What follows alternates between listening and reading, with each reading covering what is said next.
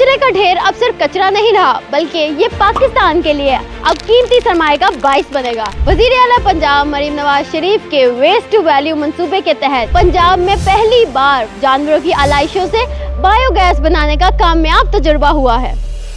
वज़ीर आला मरीम नवाज शरीफ की ज़ेर सदारत इजलास में वेस्ट टू वैल्यू प्रोजेक्ट पर ब्रीफिंग दी गई है। पंजाब में पहली मरतबा जानवरों की आलाइशों से बायोगैस बनाने का कामयाब तजुर्बा। वज़ीर आला पंजाब मरीम नवाज शरीफ की शानदार दूसरा Punjab waste to development project का आगाज कर दिया गया, जिसमें पंजाब भर में पहली मरतबा जानवरों की आलाइशों से बायोगैस बनाने का कामयाब तजुर्बा किया गया। लाहौर में वेस्ट टू वैल्यू मंसूबे के तहत हजारों मेट्रिक टन आलाइशों से रोजाना 20 से 25,000 किलो गैस पैदा की जा रही है। ये महज टेक्नोलॉजी नहीं, ये एक इनकलाबी विजन है और इसी विजन को वुसअत देते हुए पंजाब में 50 मेगावाट का वेस्ट एनर्जी प्लांट कायम किया जा रहा है, जो रोजाना 3000 टन कचरा बिजली में बदल देगा। यानी वो चीज जो कल तक वेस्ट थी आज पंजाब के घरों को रोशनी दे रही है। सिर्फ यही नहीं, अगले 10 साल में लैंडफिल साइट से हासिल होने वाली गैस पंजाब को $2.5 मिलियन की आमदन देगी। मरीम नवाज के विजन के तहत पंजाब में रिसाइकलिंग पार्क्स भी कायम किए जा रहे हैं, जिनसे हर साल 190 मिलियन रुपए की आमदन मुतवक्का है, जबकि municipal solid waste treatment system से कचरे में 60% तक कमी का इम्कान है।